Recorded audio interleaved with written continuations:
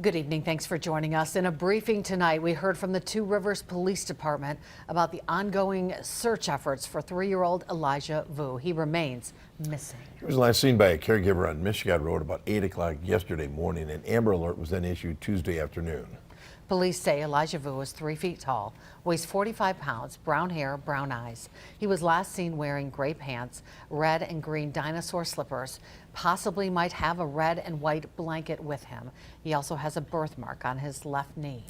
We begin our team coverage with Jason Zimmerman, who just received an update from police. He's live now in Two Rivers with more on that. Jason.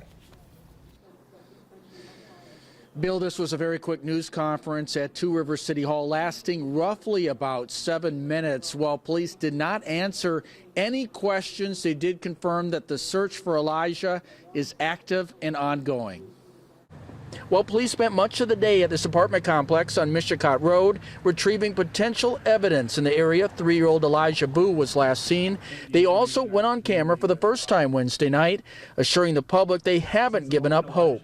Our search and rescue teams have been combing through our neighborhoods, parks, wooded areas, and they've been following up on all leads and tips from the public.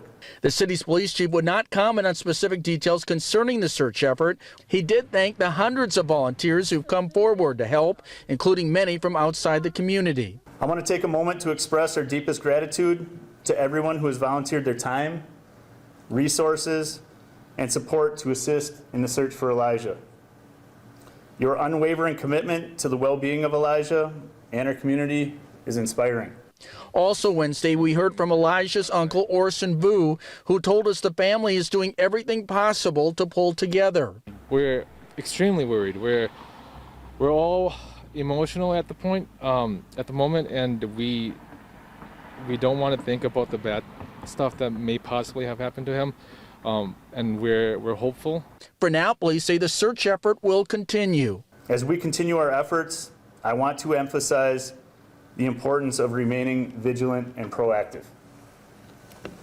Additionally, I want to remind everyone to please refrain from spreading rumors and false information. This can hinder our search efforts for Elijah.